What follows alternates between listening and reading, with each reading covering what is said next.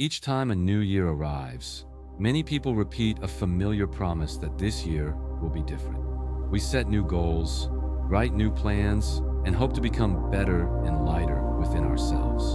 In the first moments, hope appears and gently warms the mind. But after a short time, the old rhythm returns. Old habits lead the way. Old ways of thinking quietly take control.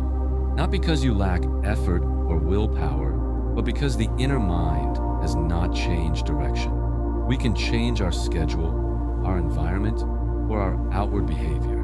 But if the way we see ourselves remains the same, every beginning becomes a repetition. According to the Buddha's teaching, suffering continues not because time moves forward, but because the mind has not yet been clearly seen. Suffering rarely arrives in a loud or dramatic way.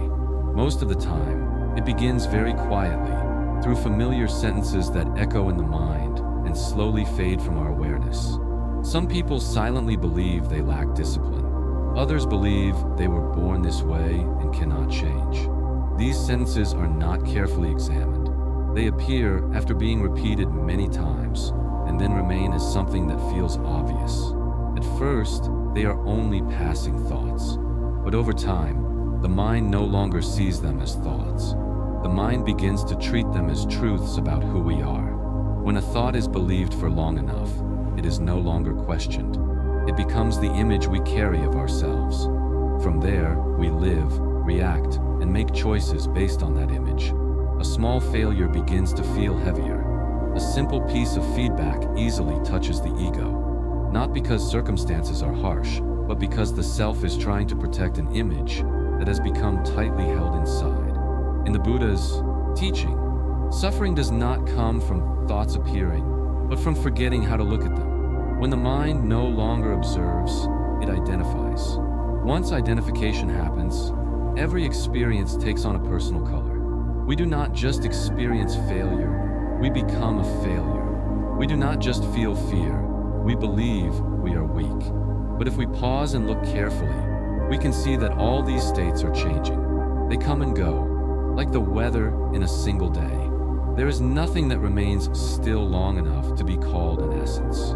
When this is clearly seen, the burden begins to lighten. Not because life becomes easier, but because the mind no longer has to carry a fixed self that it must constantly defend. When people hear about impermanence, many immediately think of loss, aging, and things that cannot be held onto. Because of this, impermanence is often understood as a sad reminder of endings. But in the Buddha's teaching, impermanence is not a warning. It is an open door. Impermanence shows that nothing stands still, that no state is frozen forever. Not only do outer circumstances change, but you yourself are changing in every moment. Today's fear does not have to stay tomorrow. Old habits are not required to follow you for a lifetime. When we believe we are fixed, suffering appears. But when we see that everything is in motion, hope naturally arises.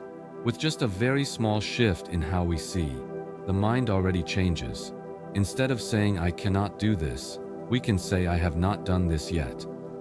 One simple word, but it breaks the feeling of being closed in. It reminds us that the path is still open.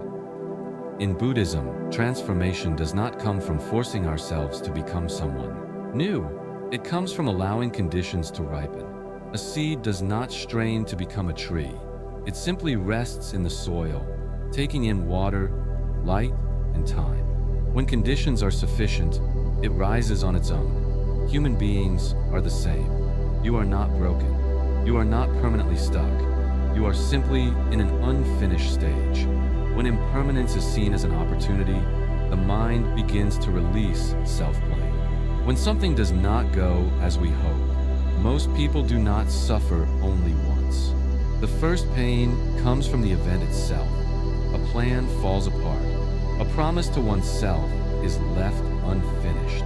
The outcome does not meet expectations. But the second pain is what weighs on the mind even more. It comes from the meaning we add to failure. We tell ourselves that we are incompetent, that we are not good enough, that this failure says something essential about who we are. It is this added layer of meaning that allows suffering to continue. In the Buddha's teaching, every experience arises from causes and conditions. No result appears randomly or as a form of punishment. When something does not work out, it does not mean that you are wrong or broken. It simply shows that the necessary conditions have not yet come together. There may have been too much pressure. There may have been too little rest. Expectations may have been too high while energy was not ready. When failure is seen through this lens, it is no longer a verdict. It becomes information. It tells you what needs adjustment, what needs to be reduced, and what needs to be added. In Buddhism, no experience is considered wasted. Every stumble carries a quiet lesson, but that lesson only appears when we stop using failure to judge ourselves. When we stop asking why we are so bad and begin asking what made this difficult, the mind begins to soften. Failure no longer drains your motivation. It becomes a guide. It helps you understand yourself more clearly and understand the conditions moving around you. When the way of seeing changes, energy changes as well. We are no longer weighed down by self-blame, but guided by understanding. And from there, the path continues to open in a gentler way.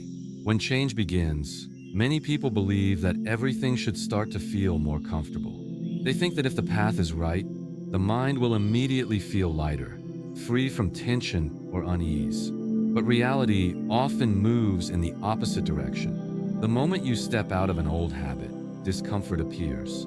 The mind wants to return to what is familiar, to what feels safe, to a place where nothing needs to be faced.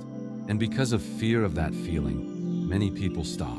They do not change direction because they assume something is wrong. But according to the Buddha's teaching, that very moment of discomfort carries deep meaning. Discomfort does not arise by accident. It appears when the ego is touched, when an old way of seeing oneself can no longer be fully maintained. When the mind begins to sense that what once felt familiar is no longer entirely true. This uneasiness is not a sign of failure. It is a sign of movement. Awakening is not about finding a state that is always comfortable. Awakening is the ability to stay with what is being experienced without running away. When discomfort arises, instead of rushing to soothe it or retreating to old patterns, we learn to recognize it. We notice tension in the body. We notice resistance in the mind, and we do not need to do anything more. We simply stay. In Buddhism, only what is clearly seen can be released. If we always return to the safe zone, the mind never learns anything new. It only repeats familiar patterns in a different form. There is a sharp truth that the Buddha pointed out. If you have never felt discomfort on the path of practice, you may not have reached the root. You may only be rearranging the self to make it more comfortable. Discomfort is not the enemy. It is a doorway. And when you are awake enough to stay with it, that doorway begins to open. When facing criticism, the first reaction from many people is to shrink or to strike back.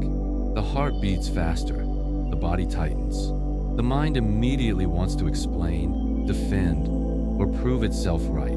The pain does not come because the other person's words are too harsh.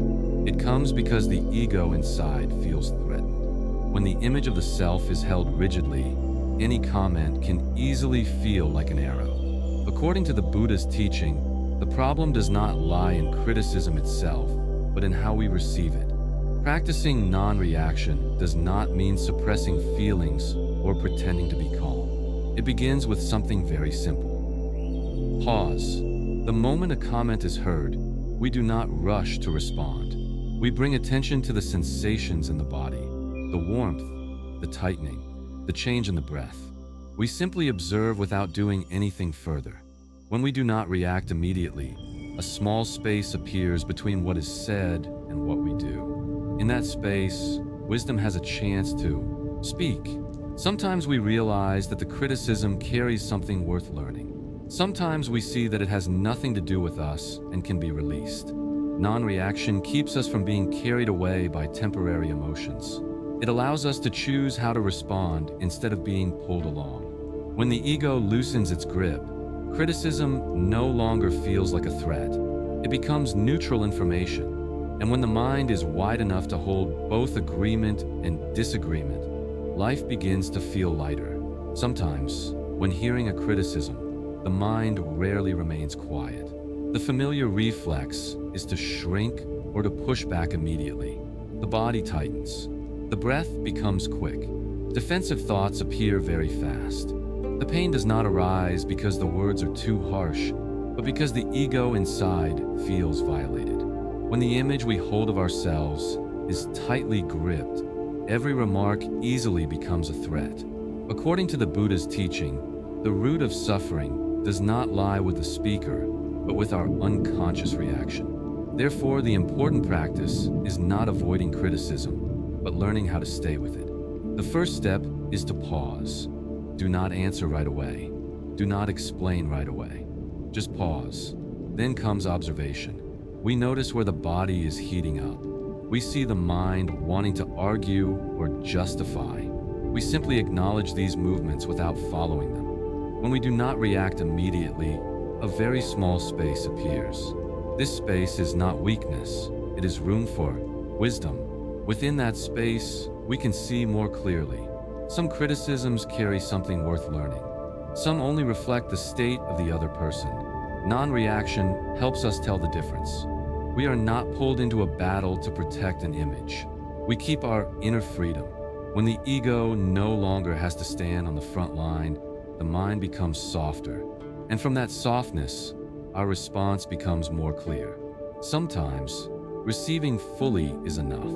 On the path of transformation, one of the most subtle traps is the need to see clear results. The mind wants evidence. It wants to know how far it has come. It wants to see change in forms that are concrete and easy to measure. When that evidence does not appear, discouragement quietly arises. We begin to doubt our effort. We start to wonder whether we are on the right path at all. But according to the Buddha's teaching, most real change happens in silence. Before behavior changes, the way of seeing has already shifted. Before words change, the inner reactions have softened. These movements are very hard to notice from the outside, yet they are the foundation of all lasting transformation. If we measure progress only by achievements, we miss these subtle but essential changes. A moment of pausing instead of reacting. A moment of noticing a thought without believing it. A moment of choosing presence over habit. These things do not impress, but they cultivate wisdom. Instead of asking what we have achieved, we can learn to observe in a different way. Each week, we can quietly ask ourselves simple questions. In the past days, when was I a little more aware? When did I notice my reactions sooner? When did I choose to stay with the experience instead of running away? These questions are not meant to judge. They help us recognize the growth that is already happening. When progress is seen through the lens of awareness, pressure softens. We do not need to be perfect to continue. We do not need to prove anything to anyone. The path becomes more sustainable because it no longer depends on immediate results. We walk more lightly, yet more deeply, and this quiet patience itself becomes the sign of true transformation. So if 2026 is truly going to be different, it does not need to begin with a grand plan. It does not require a perfected version of you to appear at the start of the year. Practice can be very small and very simple. Pay attention to one sentence you often say quietly to yourself. It might be, "I am not patient enough. I always give up. This is not for me." When that sentence appears, do not argue with it. Do not rush to replace it with forced positivity. Simply see it as a thought passing through. Nothing more, nothing less. When a thought is clearly seen, it begins to lose its power. It no longer defines you. It becomes just a phenomenon in the mind. From that moment, a very subtle shift begins to take place. You no longer identify yourself with thoughts. You no longer turn a feeling into your essence. You no longer turn a mistake into who you are. 2026 does not begin on the first day of the year. It begins in the moment you realize that you can observe without believing, that you can notice habits without self-blame, that you can stumble without labeling yourself. According to the Buddha's teaching, Suffering does not end when life becomes easier. It ends when clinging gradually loosens. When we stop gripping the image of ourselves, space appears. In that space, there is understanding. There is patience. There is quiet transformation. From there, the old cycle begins to loosen, not through tense effort, but through clear seeing. If this resonates with you, take a moment to be still with it. And when you are ready, you may share one thought you are learning to let go of. This journey does not need to be loud. It only needs to be honest.